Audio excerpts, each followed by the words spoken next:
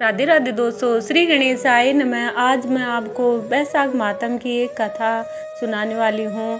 अगर आपको अच्छी लगे तो चैनल को सब्सक्राइब करना, बेल आइकन दबाना। इस प्रकार ये कथा है। एक बुजुर्ग वृद्धा और एक बुजुर्ग इंसान था। दोनों अपने जीवन को यापन करते थे और वो बहुत गरीब थे। वह बुजुर्ग इंसान जंगल में जाता था और लकड़ी काट कर लाता था। उसी से वो बेचकर अपना अन्न खरीदते थे और उसी से अपना खाना बनाते थे। वह वृद्धा बैसाख के महीने में पीपल सींचने जाती थी और वह रोजाना कहानी सुनती थी।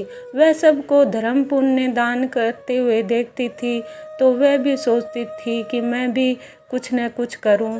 तो वह रोजाना अपने पति लकड़ी लेकर आता तो उसमें से एक एक लकड़ी बचा कर रखती, और जब पूरा महीने होने लगा 14 के दिन वो सारे लकड़ियों को बांधती है गट्ठा, और बांध कर वो उसके पति तो बाहर जाते हैं लकड़ी लेने के लिए और वो उनको बेचने के लिए जाती है कि इनसे मैं जो मिलेगा उसी से बैसाख मातम के लिए बैसाख नाही हूँ, इसलिए मैं कुछ धर्म पुण्य करूँगी। और उनको बेचने के लिए वो निकल जाती है। वह लकड़ी भगवान की कृपा से उसकी श्रद्धा थी, तो भगवान विष्णु भगवान ने और सब ने सोचा कि ये इसका मन बहुत अच्छा है, धर्म करने का है, तो उनकी कृपा से वह चंदन की हो जाती हैं और उनकी बहुत अच्छी खुशबू आती है। तो राजा अपने सैनिकों से बोलता है कि ये इतनी अच्छी खुशबू कहाँ से आ रही है। वह वृद्धा जाते हुए दिखाई देती है, तो सैनिक कहते हैं एक वृद्धा लकड़ी लेके जा रही है, उनकी लकड़ियों में से ये इतनी अच्छी खुशबू आ रही है। अब वृद्धा को ये चीज़ पता नहीं थी। भगवान की कृपा से उनकी लकड़ी चंदन की हो गई और राजा ने पूछा कि इसके बदले में आपको क्या चाहिए। तो वृद्धा ने कहा, मैं तो बैसाख मातम की कहानी सुनी है नाही हूँ, इसलिए मेरे को तो 5 ब्राह्मण जिमाने हैं। आपको जैसा अच्छा लगे वैसा ही इन लकड़ियों में मेरे को दे दो। अब वृद्धा को राजा ने बहुत सा धन दे दिया और वह आके अपने घर पे अपनी झोपड़ी में खाना बनाया और 5 ब्राह्मण को बुलाया। 5 ब्राह्मण में 5 देव आ गए, ब्रह्मा विष्णु महेश और कृष्ण, मतलब सारे देव देवता आकर खाना खाने लगे।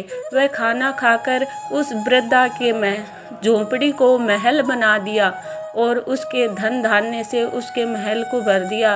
और जब उसका पति बाहर से आता है लकड़ी लेकर आता है, तो उस दिन उसकी लकड़ी नहीं बिकती है। वो सोचता है आज मैं कैसे खाना खाऊंगा और क्या करेंगे। वह ऐसी चिंता करते हुए घर की तरफ आता है, तो उसके झोंपड़ी की जगह महल दिखाई देता है।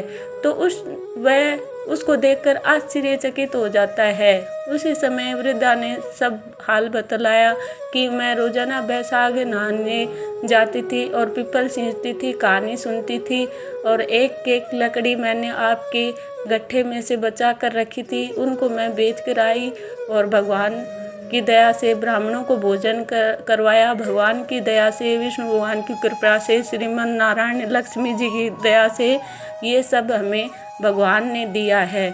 इस प्रकार सभी ने बैसाख और कार्तिक के ये नहाने का मातम समझाया। इस दिन हम तीर्थों में भी स्नान करने जाते हैं। अगर तीर्थ जाने वाले तीर्थ जाते हैं, जिसके घर में तीर्थ का जल होता है, तो उसमें तिल और जल में जल डालकर नहाना चाहिए। और इस दिन जो दान पुण्य करते हैं वो बहुत अच्छा फल मिलता है, इसका कहीं से नहीं होता है। अक्षय तृतीया के दिन जो दान करता है उसका से नहीं होता है। इस प्रकार इस दिन बहुत धर्म पुण्य दान का दिन होता है।